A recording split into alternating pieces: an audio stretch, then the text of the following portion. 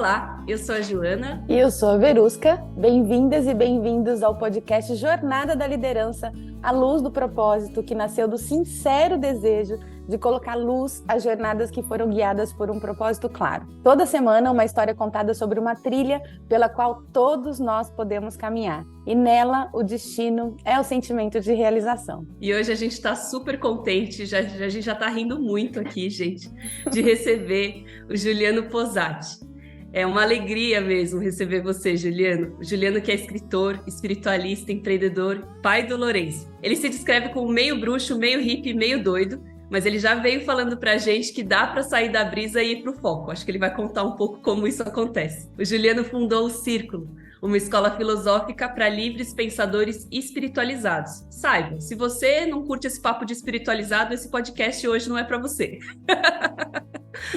O Círculo tem o objetivo de colaborar para que as pessoas realizem o seu potencial de boa e no fluxo, mas com foco. Ele traz a exoconsciência como uma habilidade natural de todo ser humano e acredita que ela serve para co-criarmos com outros seres e outros planos um mundo melhor. O Juliano também é documentarista e produziu Data Limite, segundo Chico Xavier, a edição brasileira do The Afterlife Investigations, No Meio de Nós, Quando Lembro de Chico e o recente Nova Terra. Seja muito bem-vindo, Juliano. Obrigado, meninas. Um prazer estar aqui com vocês, falando de, acho que uma paixão, né? Mas eu queria reter o pessoal que não gosta de espiritualidade para que ouça também o podcast, porque eu também acho que é muito importante a gente fazer uma diferença entre o que é espiritualidade e o que é religiosidade, ou religiosismo, institucionalismo. Porque eu acho muito difícil a gente encontrar um ser humano que não goste de espiritualidade. Mas é claro, há um número muito crescente de pessoas que já não gostam de religião, que com boa razão. Então, porque eu também sou dessa pessoa, sabe? Sou essa pessoa que já não gosta de igreja e de quem a igreja não gosta.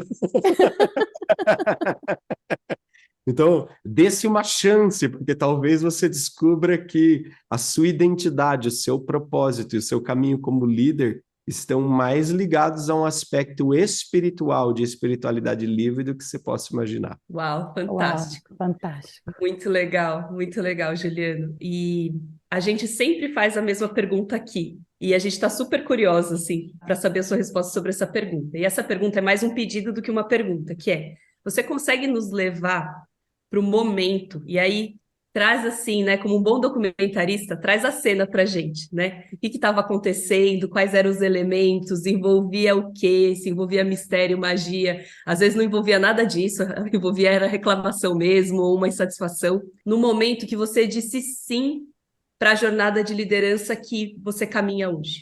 Quando foi esse momento? Esse momento foi depois de alguns anos de completo ateísmo e completa rejeição de tudo que pudesse se intitular como religioso, divino, espiritual. Eu tive uma frustração e frustrações muito grandes com todo o cristianismo, né? Eu tive muitos aprendizados quando eu era moleque, mas também muitas frustrações, porque quando a gente começa a pensar com a própria cabeça, isso não é um bom sinal quando você está dentro de uma religião, dentro de uma igreja. E eu conheci os bastidores da fé, e eu costumo dizer que fé demais não cheira bem, realmente, né?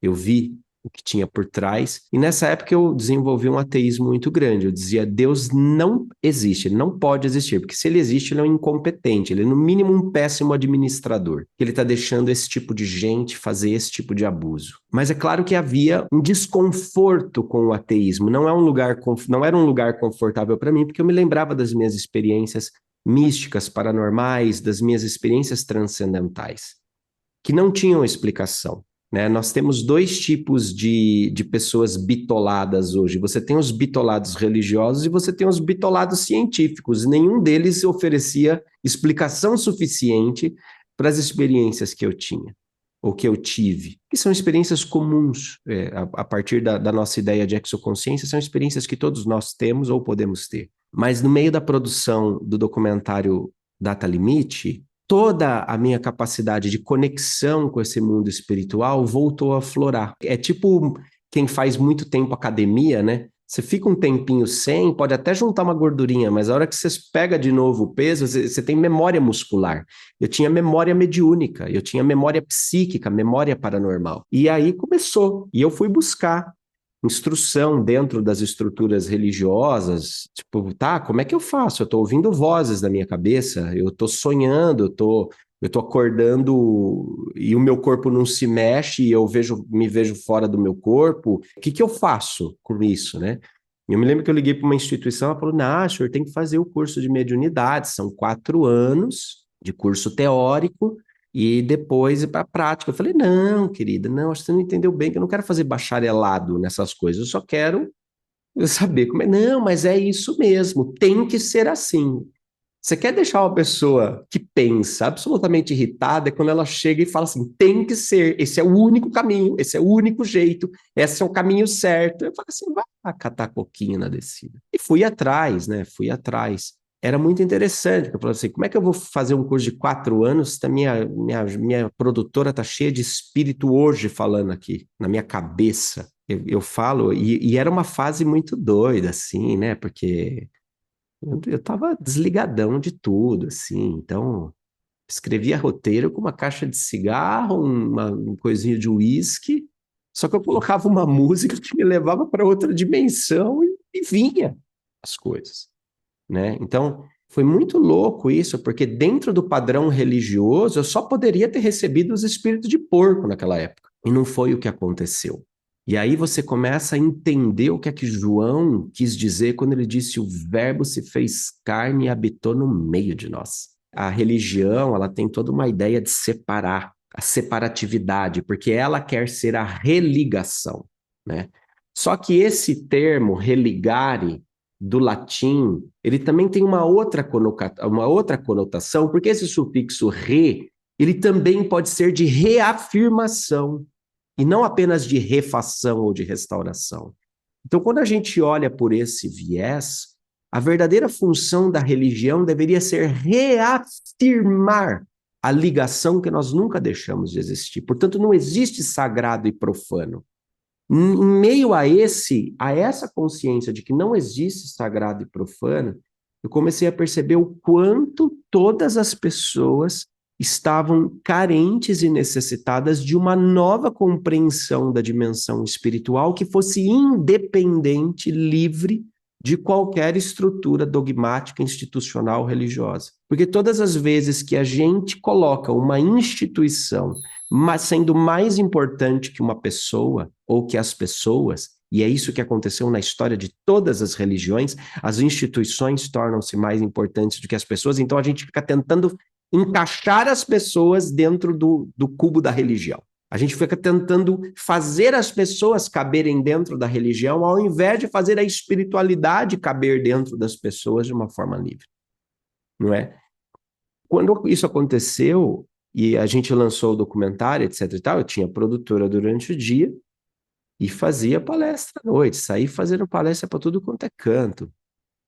E tudo que eu cansava durante o dia, eu reabastecia durante a noite. Eu comecei a perceber que o flow, o fluxo do meu prazer, da minha realização, de onde eu conseguia entregar coisas extraordinárias, não era mais com a publicidade convencional. E aí veio aquela famosa pergunta, né? Será que eu estou fazendo alguma coisa? Será que o mundo precisa de mais um marqueteiro propagando a consciência da falta? Porque é isso que o marketing faz, né? Ele propaga a consciência da falta, da escassez, para que você vá e compre alguma coisa para pôr nesse lugar. Será que o mundo precisa de mais um marqueteiro que propague a consciência da falta? Ou será que eu posso ser um profissional que propague a consciência da plenitude? A partir da identidade, a partir de quem nós somos, daquilo que nós temos de naturalmente bom, que foi tolhido, que foi podado, que foi sacrificado por uma educação industrial, por uma espiritualidade presa ao religiosismo, por paradigmas sociais que não representam a diversidade, né, dos seres humanos.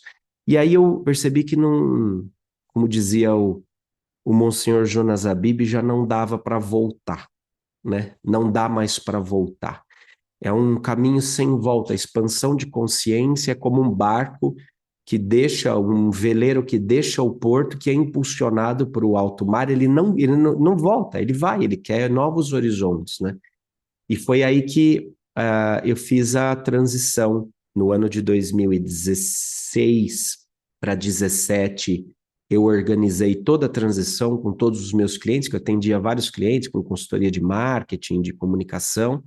Eu preparei a transição de todos eles para que em 1º de setembro de 2017 eu pudesse fundar o Círculo e me dedicar totalmente para isso. E hoje é interessante, porque eu praticamente não trabalho, eu só faço o que eu amo. Privilégios. Isso é um privilégio. Eu acho que são Maravilhoso. escolhas. Com certeza, com certeza. Fruto de escolhas. Eu posso escolher ser um privilegiado, né? Não, porque quando a gente pensa como um privilégio ou sorte, infelizmente a cultura popular ela vai associar isso a uma certa exclusividade, como Tem se isso razão. não fosse possível a todas as pessoas. E isso é absolutamente possível a todas as pessoas quando a gente se dedica a entender quem nós de fato somos. Quando eu entendo a minha natureza, eu harmonizo a minha natureza e a minha vida. E daí, por exemplo, o porquê que a psicologia positiva, a psicologia de pontos fortes, ela está no eixo estrutural do círculo da exoconsciência. Porque quando eu conheço a minha natureza, o Sêneca dizia que um ser humano feliz é um ser humano que vive em harmonia com a própria natureza. Então, quando eu sei minha identidade, eu ocupo o meu lugar no mundo. Quando eu sei quem eu sou, eu ocupo o meu lugar no mundo. Mas isso não é privilégio, isso é vocação, isso é chamado, isso é convite para todas as pessoas do mundo, em todas as áreas. E aí é que está, eu acho que o interessante, porque a pessoa acha que para trabalhar com um propósito, ela tem que baixar uma luz nela à noite, porque, nossa, aí ela deixa de ser médica, advogada, engenheira, e ela vai ser terapeuta reikiana, com todo respeito aos terapeutas reikianos, super importantes, mas nem só de reiki se faz a nova terra, né? A gente não levanta a estrutura de laje e um edifício com reiki, a gente levanta com cálculo estrutural, né? A gente não, a gente não repensa leis simplesmente projetando energia, a gente tem que projetar intelecto também. E daí existe uma grande bobagem, uma grande confusão, porque a pessoa entende que médium ou canalizador ou exoconsciente é alguém que entra em transe e psicofona uma mensagem, começa a falar lá, se muda a voz, sai uma voz lá, um outro espírito. A gente só vê isso, a gente pensa em comunicação com o mundo espiritual, intercâmbio com o mundo espiritual, a gente já lembra do Chico Xavier lá de cabecinha baixa escrevendo. Ora, vocês, enquanto roteirizavam esse podcast aqui, vocês estavam usando o intelecto de vocês, as ideias de vocês, o raciocínio de vocês, os estudos, o prazer que vocês têm de comunicar. Tudo isso daqui que flui naturalmente em vocês não é mediúnico, não propõe uma interação entre planos, o plano das ideias e o plano concreto. Percebe? Toda vez que a gente senta para escrever um texto, para fazer uma atividade que a gente perde a noção de tempo, nós estamos no flow. A água está passando por nós, o fluxo de energia está passando por nós. É que as pessoas associaram a interação com esse padrão, que o cara perde a consciência, né? Fica fazendo movimentos estranhos. Não tem a ver. Quer dizer, também é uma expressão, mas nós estamos num planeta com 7 bilhões de seres humanos absolutamente únicos, e a forma como a energia cósmica se individualiza em cada ser humano é única. É única. A gente não pode encaixotar a experiência espiritual de acordo com o molde religioso de um, de outro, de outro. Todos nós somos seres espirituais vivendo desafios materiais, vivendo trilhas materiais. E essas trilhas materiais, elas têm um objetivo que é moldar ainda mais, construir ainda mais a qualidade do nosso espírito, dos nossos valores, daquilo que a gente acredita, daquilo que a gente defende como valor, né? Não é nem acredita, mas daquilo que a gente acredita, sabe? Aquilo que a gente dá crédito, aquilo que a gente olha e fala, isto faz sentido, isto constrói significado, isto tem valor. Eu acho que a grande mudança, a grande virada para fechar essa pergunta, né? A grande virada é quando você começa a se perguntar o que é que faz sentido. E o sentido nos 3 sentidos que a palavra sentido tem, que é o sentido de direção, tá? É para esse caminho que eu quero ir. O sentido de significado, ou seja, o que é que eu estou construindo com isso? Se isso é coerente, se isso é consciente, se isso será consistente. E o sentido daquilo que eu posso sentir. Porque a inteligência emocional dos sentimentos, também como a inteligência racional, são 2 portas para uma terceira inteligência muito mais ampla e muito mais abrangente, que é a inteligência espiritual, a inteligência intuitiva. Então, eu chego na inteligência intuitiva quando eu harmonizo a minha inteligência racional e a minha inteligência emocional e dou um passo além. Agora, esse passo além, que eu estava brincando com vocês, ele não pode ser só brisa. Tem que vir da brisa ao foco. Então, esse passo além, ele tem que voltar também. Ele tem que mexer com o meu sentimento, mas ele também tem que fazer razão à minha razão. Se eu não sinto com o meu sentimento, se ele não faz razão à minha razão, eu fui para a brisa e não voltei. Entrei em Nárnia e não saí do guarda-roupa. Aí também não adianta bosta nenhuma. Fantástico, Juliano. Eu queria retomar um momento aí da tua jornada, do início da tua jornada, que eu acho que é o momento de todos nós que estamos querendo ser iluminados por um propósito de alguma maneira, que é quando você se perguntou, né, ali como marqueteiro, mas poderia ter sido como advogado, poderia ter sido como qualquer profissão que de alguma forma a gente julga que alimenta o sistema ou determina que alimenta o sistema, e isso dá mesmo uma desconexão emocional com a gente, e a gente faz essa pergunta que muitas vezes, né, vai te trazer uma resposta que não tem respostas ainda, né? Quer dizer, eu posso ser uma pessoa da comunicação, do marketing, que amplia a consciência da abundância. Você está falando de um paradigma novo, né, num mundo que está inundado dessa outra consciência da falta. E aí, quais são os primeiros passos, né, para você responder essa própria pergunta? Como é que você foi identificar no mundo se as pessoas estavam prontas, queriam, existir espaço? Como é que você foi responder essa pergunta para você? E aí, gente, independente dele estar respondendo de uma história de marketing aqui, né? Como é que a gente pode usufruir desse aprendizado para qualquer uma das nossas posições no mundo? Eu acho que tem 2 aspectos legais essa pergunta. Uma transição de carreira ou uma transição né, de orientação do nosso propósito, do nosso trabalho, daquilo que a gente faz todo dia quando a gente levanta, pode ser feito de uma maneira paulatina, de uma maneira onde um paradigma vai substituindo o outro. Então por algum momento você faz as 2 coisas, até que, né, uma delas fica forte o suficiente e você consegue deixar. Então você começa a fazer um segundo movimento, um segundo trabalho, a pôr um pouco de energia naquilo, e à medida que isso vai respondendo, você vai, né, desativando o outro paradigma para ativar. Ou você pode fazer uma mudança radical, por exemplo. Eu escolhi fazer uma mudança radical. Eu escolhi, a partir deste dia, eu não atendo mais. Tinha bons contratos. Na época, sei lá, meu preço era $100 por hora e eu era tipo um Uber de consultoria. Você me usa e eu te cobro e tá tudo certo, e tava valendo, e eu tava com todas as minhas horas vendidas. Então, eu marquei uma data, porque é da minha natureza a intensidade. Eu não conseguiria ficar dividido, porque me causaria, sei lá, me causaria muito desconforto. Então, é da minha natureza a intensidade. Eu decidi fazer, eu vou fazer. Dizem aí os marqueteiros que é muito bom se fazer uma pesquisa de mercado antes de entrar num negócio, né? Você estudar, etc e tal. Não foi o que eu fiz. Eu fui intuído por uma dimensão espiritual que dizia, é isso que nós vamos fazer. E eu disse, eu topo. Nessa época, Jô, eu sabia que, mas eu não sabia exatamente como. Eu fui movido pelo que fazer, não por como fazer. Quando a gente sabe que, a gente vive um paradigma de confiança. Eu sei que, é um saber interior que está dentro de mim, porque eu sei que eu vou. Eu me jogo. Eu ponho o pé fora do barco, eu levito, né? Eu piso sobre as águas, eu sei que.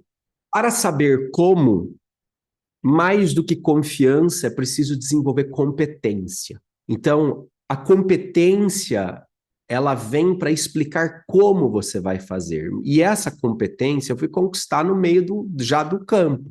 Tenta, opa, batemos, erramos, volta. É aquela coisa de startup, você tem que testar rápido, corrigir rápido os seus erros, ver o que você acertou, ver o que você errou. Imagina, é marqueteiro, monta uma escola filosófica exoconsciente. Meu pai já não entendia o que eu fazia quando eu era marqueteiro. Você imagina quando eu falei que eu montei a escola filosófica exoconsciente. Então, é uma ruptura paradigmática muito grande, você tem que testar. Vou dar um exemplo. Num primeiro momento, a gente falava que a gente era um movimento filosófico livre e espiritualizado. E era uma plataforma de conteúdo por assinatura. Então, a gente chamava os nossos clientes de membros. O que aconteceu? Membro tem uma conotação muito ruim. Porque quem é que tem membro? Igreja. E o cara era mensalista. Então, opa. Só que aí no mês que apertava, ele deixava de ser membro. Ou seja, ele automaticamente se sentia um herege. Então, um ex-membro é uma coisa ruim. Olha quanta coisa louca. Até que em 2019, você vê, foram 2 anos e meio nesse paradigma. Em 2019, eu estava na cidade do Porto, saí para uma longa caminhada sozinho, porque eu precisava colocar meus pensamentos no lugar. E eu ouvi uma voz falando: sobe essa rua aqui, que eu quero te mostrar uma coisa. Eu subi. Subi. Era um morro alto, para danado eu já estava achando que era pegadinha, porque eu falei, pô, gordinho subindo, coisa toda, né? Chegando lá em cima, no topo, tinha uma igreja. E a nave da igreja, o prédio da igreja era em forma de círculo. E a igreja estava fechada para reforma. Eu falei, pô, vocês me trazem até aqui para ver uma igreja fechada para reforma. E eles falaram assim: nós trouxemos aqui você para ver essa igreja em forma de círculo, para te lembrar que o círculo não pode ter forma de igreja. Falei, cara, estamos fazendo tudo errado. Isso não é movimento, a gente é escola. Nosso cliente não é membro, ele é aluno. Porque você ser ex-membro é uma coisa ruim, você ser ex-aluno é uma coisa boa. Eu sou um ex-aluno da FAP, olha que legal. Eu sou ex-católico. Oh, puxa, o que aconteceu? Puxa, alguma coisa foi errada. Então, percebe? Eu não sabia disso no começo. Eu meti a cara e fui fazer, né? Meti a cara e fui fazer. Mas esse é o meu estilo. Tem muita gente que faz a transição até poder pular. Mas hoje, eu quero dizer agora o oposto do que eu disse antes. Hoje, chego à conclusão, por conta das centenas de mentorados que eu já atendi, que a transição de carreira, a descoberta do propósito, ela é um movimento, ela é muito mais um movimento de consciência do que um movimento de LinkedIn e um movimento de currículo. Tem gente que simplesmente reorienta a sua consciência e começa a trabalhar por um propósito maior exatamente no mesmo lugar físico. Porque a mente é soberana. Então eu, na época, falei assim, não, eu não quero mais ser marqueteiro, essa coisa ruim, essa coisa suja das trevas que promove consumo, bababá, aquela coisa toda. Foi um movimento que eu precisei fazer, claro, porque existia o projeto de uma escola que precisava acontecer. Mas hoje, eu já atendi diversos marqueteiros, por exemplo, em crise, e eles descobriram e falaram assim, nossa, Juliano, eu posso ser um infiltrado da espiritualidade no mundo corporativo. Eu falei, pode. E deve. Enquanto a gente não normalizar a espiritualidade livre como um estilo de vida, que norteia valores, que norteia princípios, que vão nortear tomada de decisão gerencial, enquanto a gente não normalizar isso, a mudança não vai acontecer. Então, cara, é muito preocupante a gente ter a Great Resignation, por exemplo, esse volume de demissões, principalmente da liderança, de cargos gerenciais acima, porque as pessoas não encontram sentido no seu ambiente de trabalho, mas também não encontram espaço para falar sobre sentido. Aí vivem situações estressantes, situações de abuso, situações de assédio, etc. e tal, e elas são obrigadas a se ejetar do mercado de trabalho. Mas eu não entendo que esse seja o propósito de todas as pessoas. Muitas delas precisam empreender a transformação nos ambientes onde elas estão, né? Então, eu acredito que mais do que um movimento de carreira, seja um movimento de consciência. Vou dar um exemplo clássico. Eu tenho uma mentorada que trabalha no funcionalismo público. Ela fala assim, é uma aluna que fala assim, Juliano, eu sou a cobradora de impostos. Ela trabalha num balcão na prefeitura onde ela tem que cobrar imposto. A pessoa está com o imposto atrasado, eu tenho que ir lá no balcão dela para acertar. Ela falou assim, as pessoas chegam aqui, elas não estão felizes. Elas não estão legais. Então veja, ela é concursada, é a mesma carreira, o mesmo procedimento, tudo igual. E ela resolveu colocar uma mensagenzinha psicografada, assim, adesivada no vidro dela. E aí, enquanto ela tá lá, deixa eu puxar o protocolo. Aí deixa eu fazer tal coisa. Aí a pessoa diz que 1 hora de saco cheio começa a ler a mensagem. Lê a mensagem e começa a desabafar para ela. Então ela transformou o guichê de cobrança de imposto num divã. E ela falou, Juliano, até suicídio eu já contornei ali. Até suicídio. Quer dizer, olha que coisa, uma pessoa anônima. Provavelmente a gente nunca vai ouvir falar dela no YouTube, provavelmente a gente nunca vai ver, vai seguir ela no Instagram, entende? A grande mudança, a grande transição de carreira, ou a grande transição rumo a um propósito, necessariamente ela precisa passar pela pergunta: qual é o pedacinho de nova terra que eu vou construir, onde eu estou? Assim como ela, tem o diretor de multinacional, tipo daquelas empresas inquebráveis que faturam trilhões de dólares. Onde o cara fala assim, não, agora eu estou fazendo essas sintonias que você ensina no círculo, estou fazendo com a minha equipe de vendas. Isso, dando certo. É muito mais um movimento de consciência do que um movimento de LinkedIn. Que incrível isso que você está trazendo, Juliana. Eu queria voltar um pouquinho, né, na sua fala, quando você trouxe essas características religiosas, né, da religiosidade, né, e agora que você está fazendo esse contraponto com o mercado de trabalho, a gente vê a mesma coisa acontecendo dentro das empresas, né? A gente Sim. vê empresas forçando as pessoas a serem formatadas, né, configuradas de uma forma que alguém um dia entendeu, talvez lá na Revolução Industrial, que isso era o melhor, né, e isso se mantém até hoje, mas num modelo religioso, né, porque tudo veio do mesmo lugar, né, no final das contas. E aí, quando, por exemplo, a gente trabalha dentro das organizações com a liderança, né, e aí quando você fala da espiritualidade, dos infiltrados, né, da espiritualidade dentro da organização, a gente também é infiltrada, né, para falar sobre propósito, né, para falar sobre inteligência emocional, que está totalmente conectado com a inteligência espiritual, como você muito bem trouxe, né? E eu imagino que em algum momento, hoje eu ouço você falar, eu acho incrível, né, admiro, inclusive, a sua coragem, né, porque a gente sabe que precisa de coragem também para isso, mas eu imagino que em algum momento não deve ter sido fácil continuar com isso que você estava sentindo, né? Com esse o quê, né? Você sabia o que você devia fazer. E quando você estava nesses momentos, muito provavelmente de dificuldade de seguir, né? Porque com certeza algumas barreiras foram surgindo, o que te fez continuar? E aí eu queria que você trouxesse um pouco também dos sentimentos que estavam presentes nesse momento. Porque eu acredito muito que os sentimentos são indicadores, né? E aí, para quem está ouvindo a gente, esses sentimentos podem servir de guia também para todo mundo, né?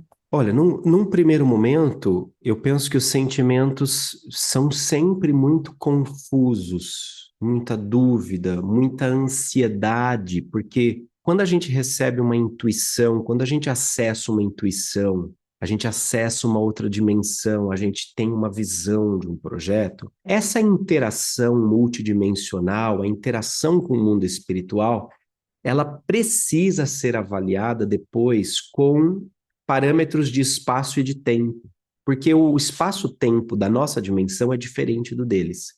Nós temos uma prática, por exemplo, de manter registro, como que ata de todas as nossas reuniões espirituais.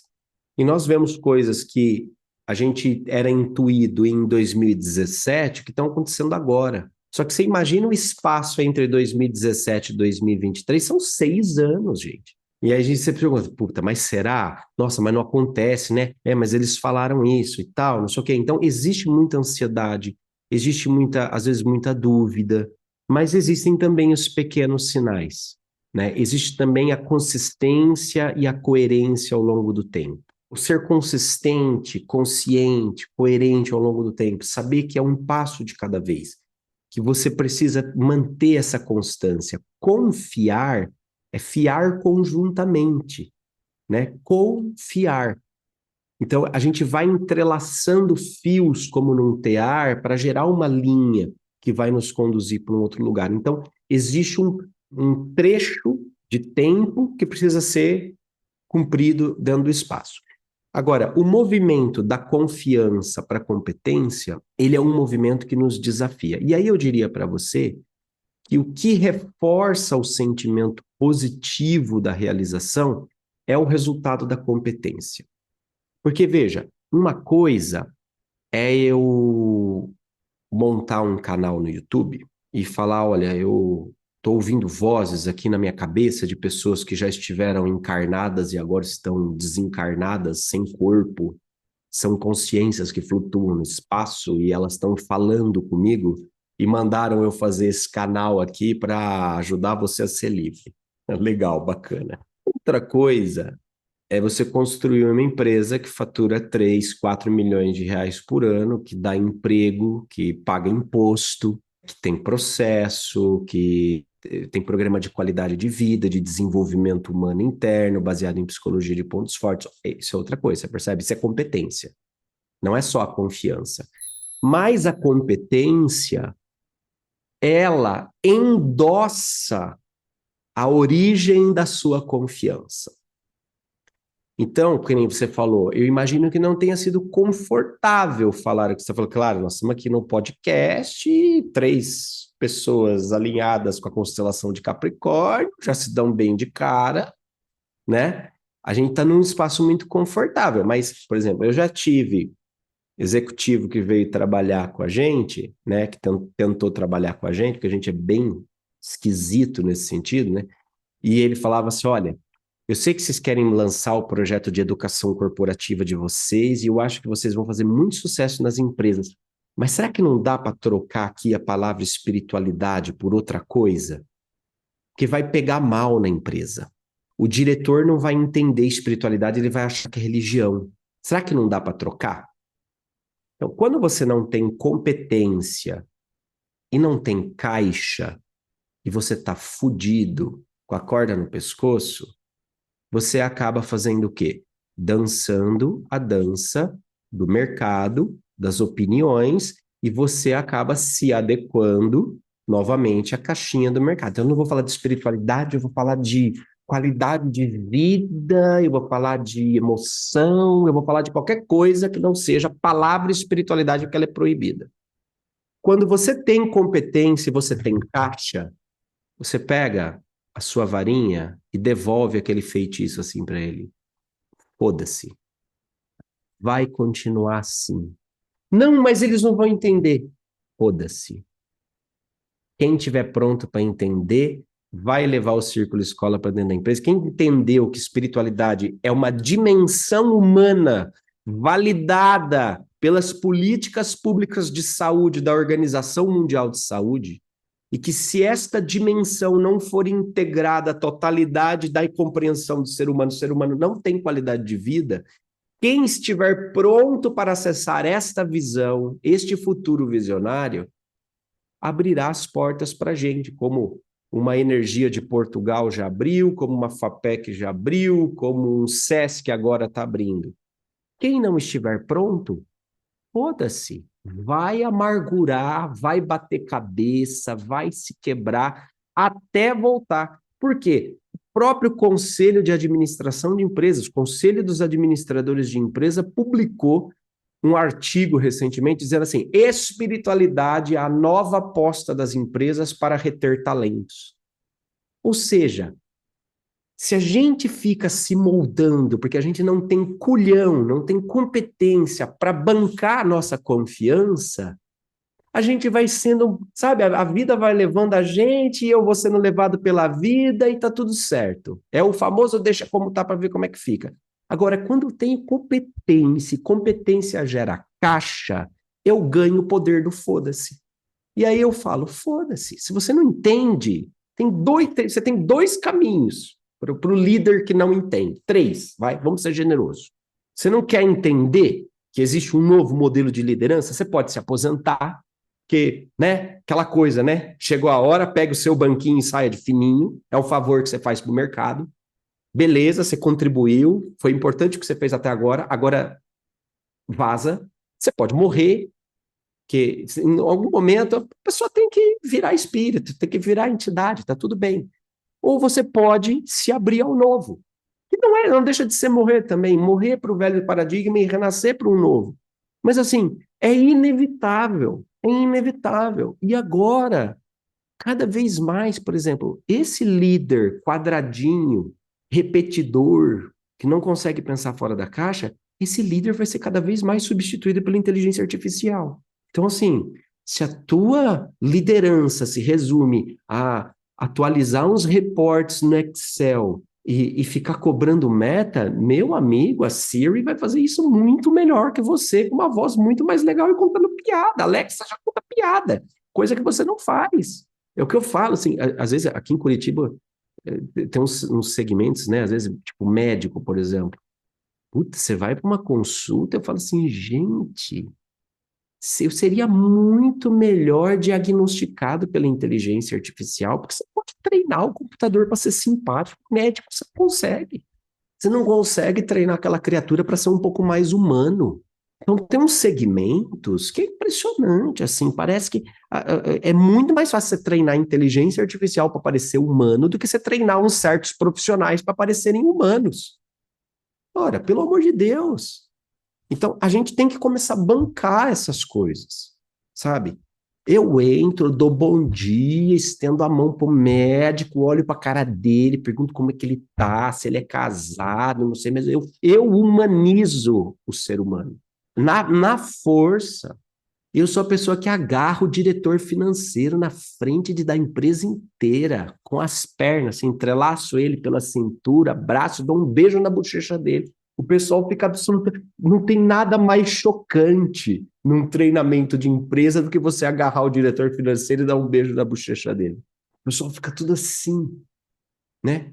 Então a gente tem que... O movimento de espiritualização, ou essa ideia de espiritualidade, que é bem meu propósito de espiritualidade livre, ela tem a ver com humanizar, ela tem a ver com transformar a gente em seres humanos. Eu acredito que o ápice do processo de autoconhecimento leva a espiritualidade como um caminho de identidade. Eu saber quem eu sou. Então, a espiritualidade, ela nada mais é do que me levar à plenitude da consciência de que eu sou um ser humano. Então, eu posso ser vulnerável, eu posso inovar, eu posso ter crise, eu posso criar um ambiente de afeto no meu trabalho, eu posso incentivar as amizades, eu posso incentivar relacionamentos de qualidade dentro da empresa, que esse é outro mito, né? Ai, não pode ser muito amigo de quem se trabalha. Para, deixa de ser estúpido. Isso é uma estupidez. O que você quer? Trabalhar com inimigo? Que burrice. Eu quero trabalhar com amigo, eu quero estar cercado de gente que eu amo e que me ame. Sinceramente, não que me ame só porque eu pago o salário deles todo mês. Que me ame sinceramente, né? O próprio Instituto Gallup, que é um dos maiores people analysis do mundo, já está trazendo N pesquisas sobre o quanto você ganha em produtividade quando você tem um melhor amigo no ambiente de trabalho.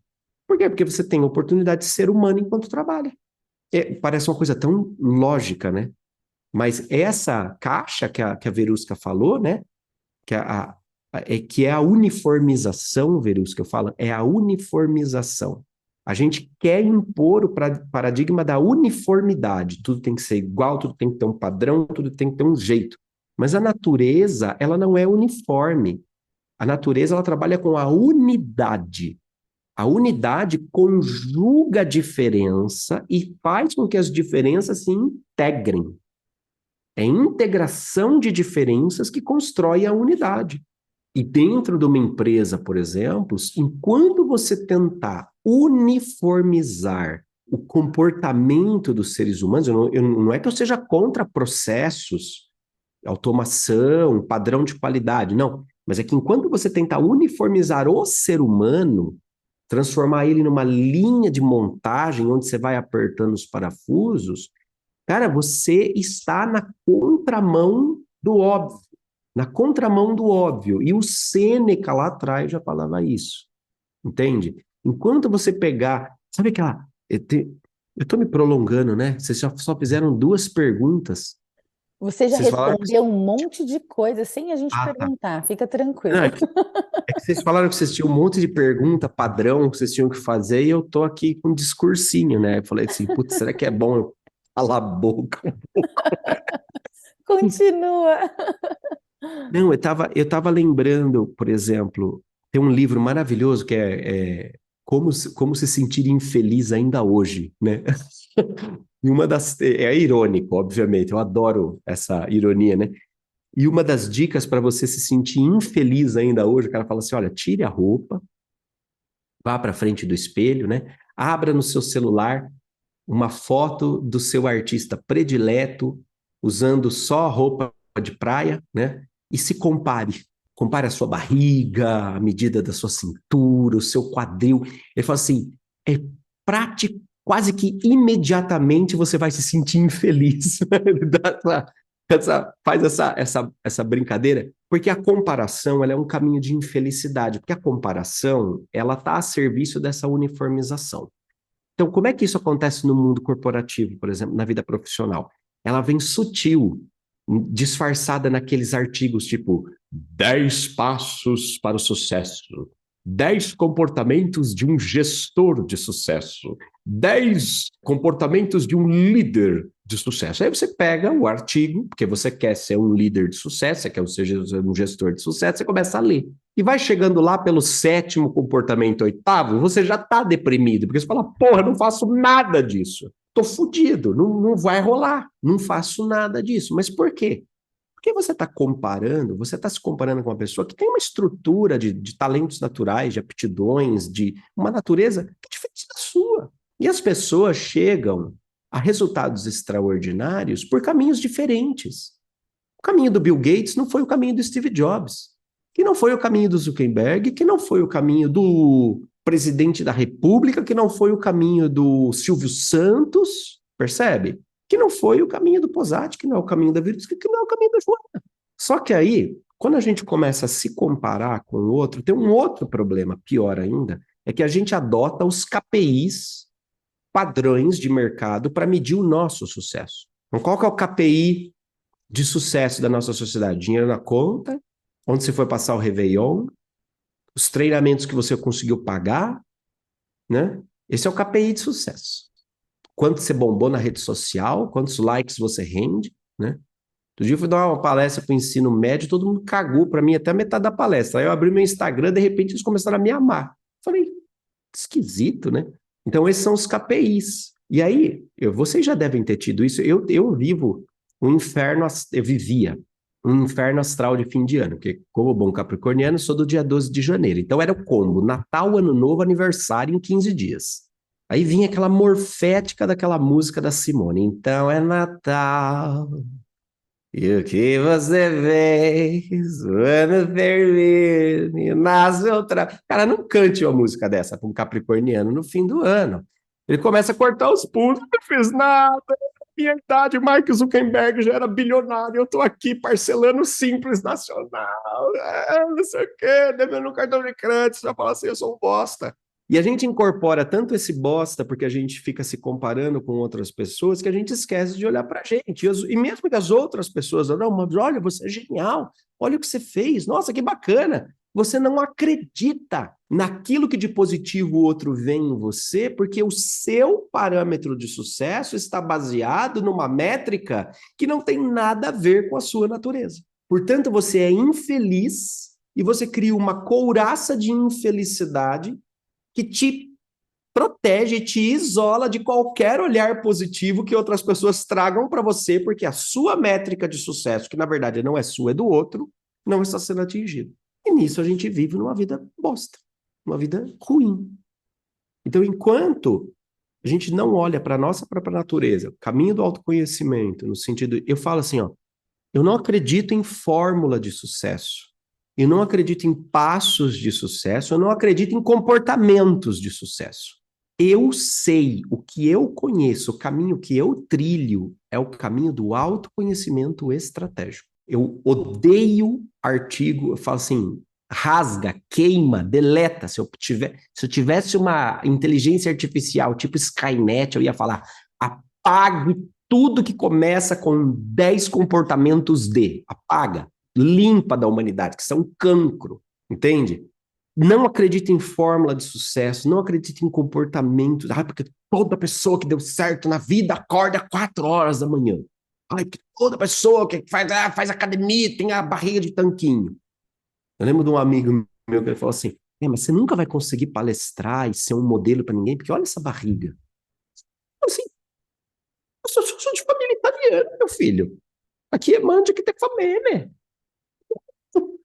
Barriga de tanquinho, então os gominhos da minha barriga representam a qualidade daquilo que eu penso. É justamente porque eu penso muito, porque eu não tenho tempo de trabalhar essas barrigas de gominho aqui. Já estou tirando glúten, já é um grande avanço, vai com calma.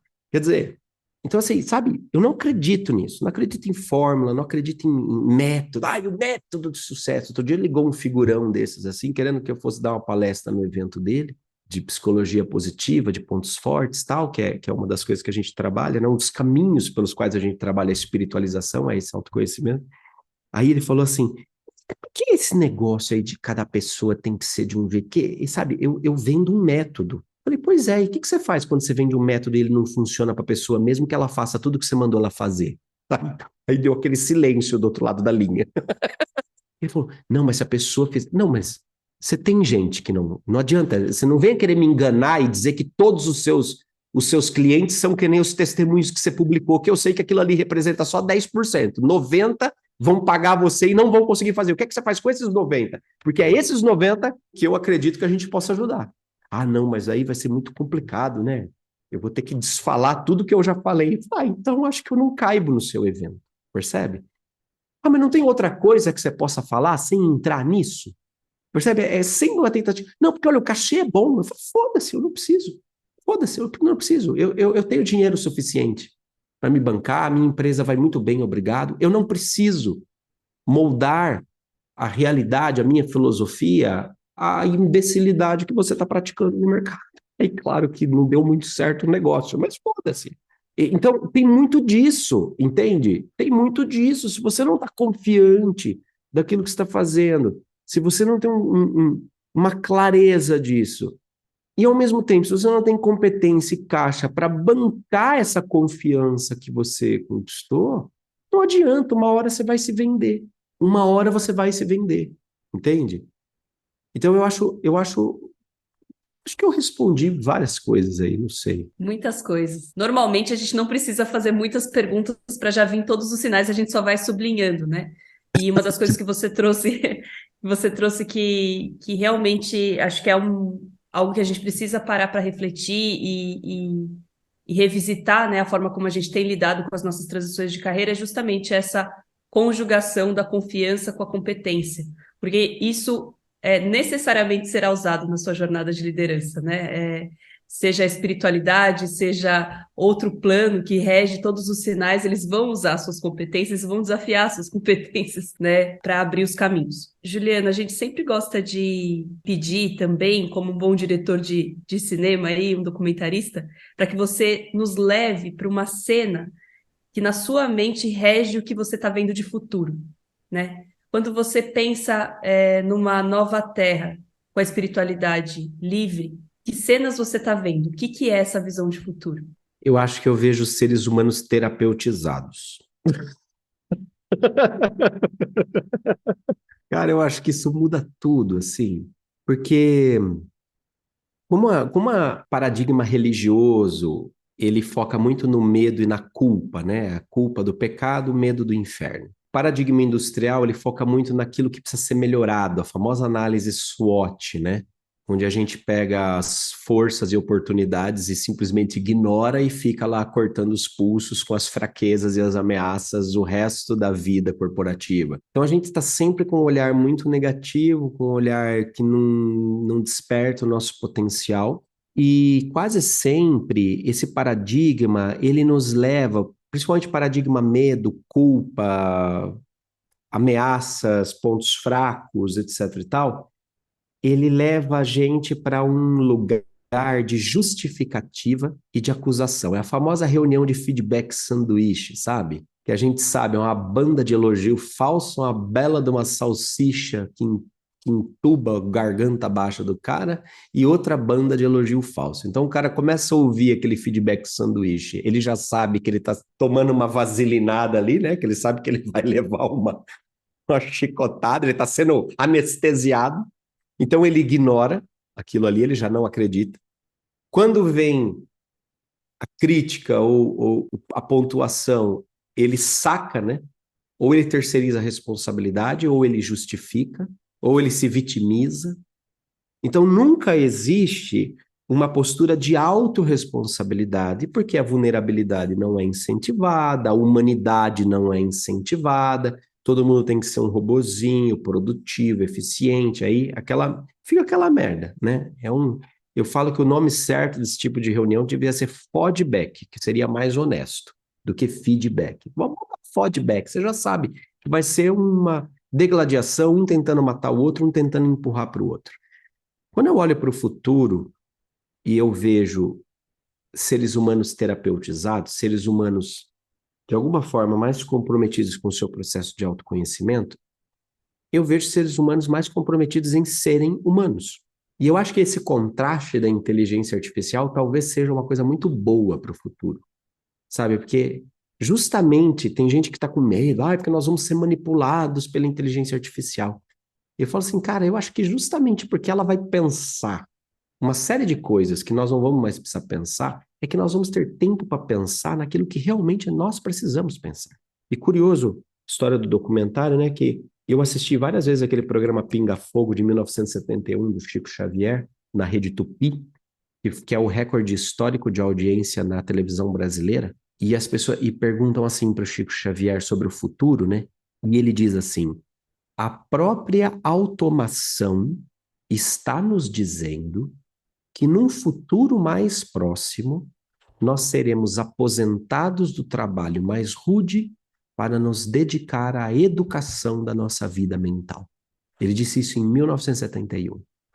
E isto está acontecendo agora. Porque a inteligência artificial vai fazer nossas planilhas, nossos relatórios, vai desenhar boa parte do nosso trabalho operacional, trabalho mais rude. Então, seremos aposentados do trabalho mais rude para termos tempo para nos dedicar à educação da nossa vida mental. Então, quando eu falei, aí eu vejo que a nova Terra, o futuro, é feito por seres humanos terapeutizados, são seres humanos que terão a oportunidade de se dedicar à sua educação mental. Então, de se curarem, de olharem para suas feridas, para seus traumas, para suas respostas traumáticas, seres humanos que vão ter a coragem de ser vulneráveis, a coragem de se levantar para os valores que eles acreditam, de trabalhar pelos valores que eles acreditam, e terão a coragem de dizer não, terão a coragem de dizer foda-se, terão a coragem de ir atrás daquilo que faz sentido para eles, não é? Então, eu penso que todo este movimento de transformação da sociedade, ele vai começar com a transformação do ser humano individualmente, né? Serão bolhas e bolhas crescentes cada vez mais, mas que num determinado momento isso deve ganhar um mainstream, né? Porque a gente está, claro, a gente ainda está vendo hoje, e a pessoa pode dizer assim, Juliana, mas abre o YouTube que você vai ver, só tem estupidez, só tem idiotice, mas também tem coisas muito boas crescendo. Então, num primeiro momento, aquele paradigma idiotizado da massa distraída das verdadeiras urgências, que fica num entretenimento idiotizante, ele vai se manter e ele vai se globalizar por causa da força da internet, das redes sociais e tudo mais, mas num segundo momento a necessidade humana vai falar mais alto. Em algum momento a pessoa vai precisar clamar por sentido, entende? E mais, assim, eu vejo, cara, tanta gente que eu conheci que eram uns líderes, assim, muito bosta, muito merda, mas aí agora os caras estão ficando velhos, estão chegando perto da famosa promoção, né? Vão virar entidade já já, e aí a pessoa começa a olhar e começa a falar, cara, não fez sentido o que eu fiz. E eles começam a deixar esses legados cada vez mais nítidos, sabe, para as pessoas. Você vê grandes líderes também de grandes corporações fazendo essa mudança de paradigma, que é muito legal. O próprio movimento que o Jobs fez um pouco antes de morrer, né? Quando trabalhou na autobiografia dele, escancarou as merdas que ele fez, as cagadas que ele fez, mas também o brilhantismo, a visão. Isso é fantástico, né? Então, eu penso que seres humanos terapeutizados que se dediquem à educação da sua vida mental terão cada vez mais, ou criarão cada vez mais, a oportunidade de serem humanos, de serem cada vez mais humanos. E no futuro nós vamos descobrir cada vez mais a plenitude, a grandeza do que é ser humano, né? Individual, único, realizado, né? Eu acho que vai ser fantástico. E, particularmente, eu trabalho para isso. Eu falo que a minha transição de carreira, ela tem muito pouco mérito, porque é a maior oportunidade de mercado que alguém pode ter. Em 1960, 0,5% da população brasileira se declarava sem religião. Em 2022 já é 14%. Sendo que entre os jovens esse número é 35%. Mas que não são ateus. São pessoas espiritualizadas, mas que não querem mais a instituição, elas querem ser livres pensadores espiritualizados. Então, em 30 anos, provavelmente 30% da população brasileira vai ser cliente da minha escola. Eu sou a startup mais promissora do Brasil. É que, né, eu estou começando, tal, ainda sou anônimo, mas nós vamos ser a escola mais conhecida do Brasil em 30 anos. É uma questão de tendência. Ótimo nicho. Ótimo nicho. Inclusive o IPO é dia. A propósito. A propósito, nosso IPO acontece. Brincadeira. Assim, sem palavras para agradecer de verdade a integração, né, que você trouxe. Juliano, é tão lindo ver como você integrou de mensagens, né, sobre o futuro, a dúvidas, sentimentos, talentos, competências, confiança, tudo isso nessa trilha que a gente pode chamar de diferente, né, de não normal, mas que tem trazido e trouxe, pelo menos aqui nesse episódio, muitas respostas. Então, muito obrigada pela tua jornada, pela síntese, pelas reflexões que você trouxe hoje para a gente. Se você se sentiu de alguma forma integrado a esse plano, fica com a gente. Todo domingo, às 21 horas, a gente traz uma história, uma trilha pela qual todos nós podemos caminhar e com certeza o sentimento é de muita realização. Valeu!